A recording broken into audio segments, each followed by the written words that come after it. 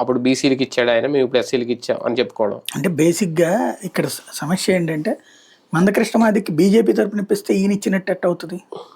తెలుగుదేశం ఇచ్చిందా? మొన్న మోపిదేవి వెంకటరమణ బీసీ, ఆయన సీట్ ఎవరికి ఇచ్చారు? సానా సతీష్ కాపు, ఓసీకి ఇచ్చారు.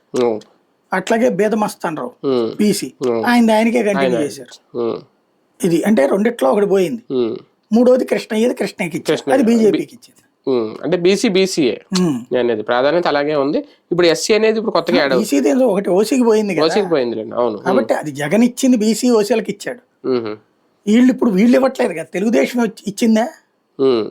కృష్ణ బీజేపీ ఇచ్చినట్టే.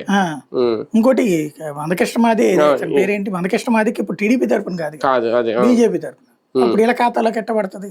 అవును, అంటే కూటమిలో ఏంటంటే సీటుని బీజేపీ తీసుకోవడం వీళ్ళకి మండుతుంది. అలాగని డైరెక్ట్ గా బీజేపీకి ఇవ్వనని చెప్పే ధైర్యం లేదు.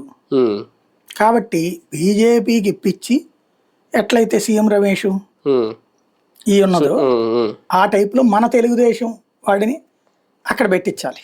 లేదంటే మేమే రికమెండ్ చేసామని చెప్తారు రేపు. అది రెండు వైపులు, అంటే ఇచ్చినా ఇవ్వకపోయినా బీజేపీకే. ఇస్తే ప్రయోజనం తెలుగుదేశానికి, ఇవ్వకపోతే బీజేపీని బదనాం చేయటం. స్వయంగా చంద్రబాబు గారు తీసుకెళ్లారు మందకృష్ణ మాదిగిని, కానీ అమిత్ షా ఇవ్వలేదట అనేటటువంటి